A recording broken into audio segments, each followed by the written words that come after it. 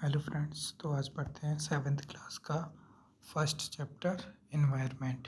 ठीक है, तो इसमें कुछ यहाँ पे देखते हैं तो पढ़ते हैं। यहाँ पे होता है कुछ बच्चे होते हैं जो बात कर रहे होते हैं अपने प्लेग्राउंड के बारे में। ठीक है, तो वो बोलते हैं पहले यहाँ प्लेग्राउंड होता था, हरे भरे मैदान होते थे, वो यहाँ पे नहीं है, बिल्डिंग वगैरह बन गई है यहाँ पे, है ना। तो वो अपने टीचर से जाके पूछते हैं,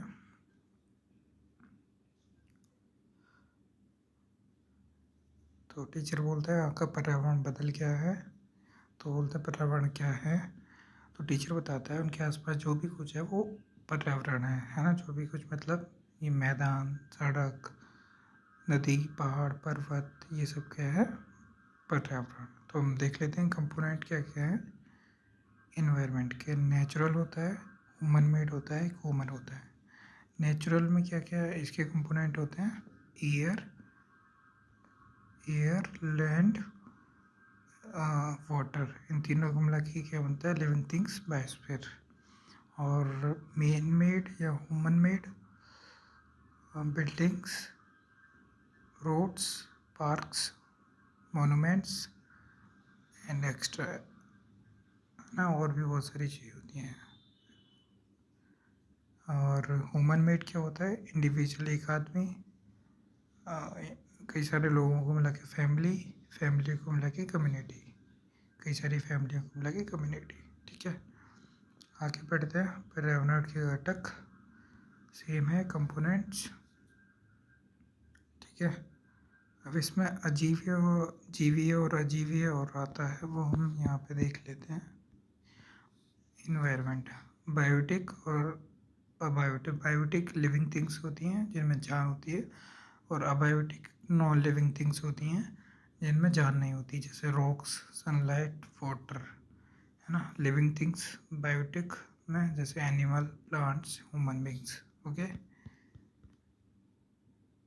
ये भी इनके घटक है। प्राकृतिक, है ना, प्राकृतिक पर्यावरण। प्राकृतिक पर्यावरण में क्या आता है, जैवमंडल, वायुमंडल, स्थलमंडल, है ना, जो कि हमने अभी देखा।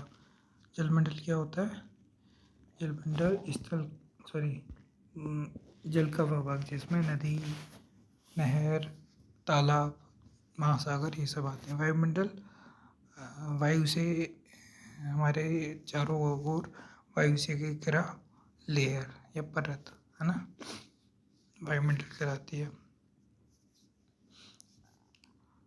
स्थलमंडल भूमंडल का भाग, है ना, तो मतलब पृथ्वी का भाग जो ठोस है ना, जिसपे ये महाद्वीप, पहाड़, पठार, मैदान, ये सब आकृतियाँ हैं, उसको स्थलमंडल कहते हैं।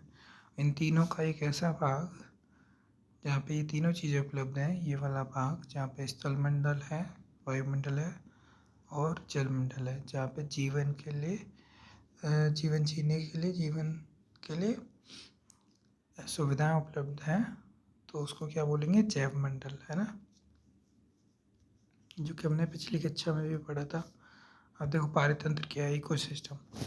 इकोसिस्टम होता है कि वो सारी चीज़ें एक दूसरे पर निर्भर होती हैं, एक दूसरे पर डिपेंड होती हैं। हाँ, इकोसिस्टम का फूड चेन होता है, जो कि मैं आपको एग्जाम्पल से समझा देता हूँ। देखो ये फूड चेन, ये घास है, इसको ये ग्रास हॉपर खाता है, ग्रास हॉपर को रैट खाता है, रैट को स्नेक खाता है, स्नेक को ईगल खाता है। फिर ये डिकम्पोजिशन होता है, फिर ये ग्रास में ग्रास को बढ़ने में सहायता करता है।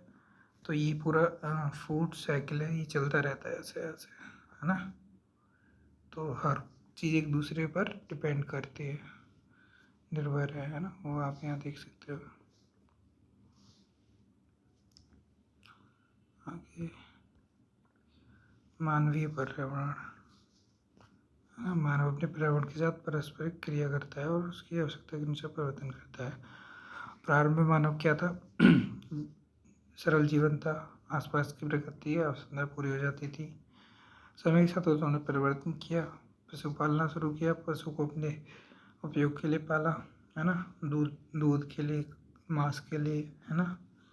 उसके बाद वस्तु विनिमय पद्धति आ गई। वस्तु विनिमय पद्धति में क्या होता है, और यहाँ पे आप देखेंगे किसी वस्तु के अदला बदली होती है। जैसे कि मेरे पास गेहूँ है, मुझे चाहिए दाल, तो कोई ऐसा व्यक्ति मैं ढूंढूंगा जिसको गेहूँ की आवश्यकता हो और दाल ज़्यादा हो, है ना, तो वो मुझे दाल दे देगा, मैं उसको गेहूँ दे दूँगा।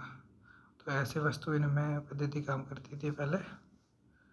फिर उसके बाद औद्योगिक क्रांति आई। औद्योगिक क्रांति से तो आपको पता ही है क्या हुआ, सूचना क्रांति, है ना। ऐसे करके आप ये पूरा पढ़ सकते हो, इसमें मानवीय पर्यावरण के बारे में बताया गया है। और ये चैप्टर यहाँ पे फिनिश होता है।